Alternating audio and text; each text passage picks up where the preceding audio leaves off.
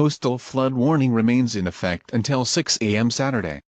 What? For the coastal flood warning, 1 to 2 feet of inundation above ground level in low-lying areas near shorelines and tidal waterways.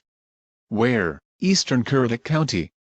When? For the coastal flood warning, until 6 a.m. Saturday. Impacts: widespread flooding of vulnerable areas will result in an elevated threat of property damage to homes and businesses near the waterfront and shoreline. Water will be 1 to 2 feet above ground level in some areas, resulting in a sufficient depth to close numerous roads and threaten homes and businesses. Flooding will extend inland from the waterfront along tidal rivers and bays, resulting in some road closures and flooding of vehicles.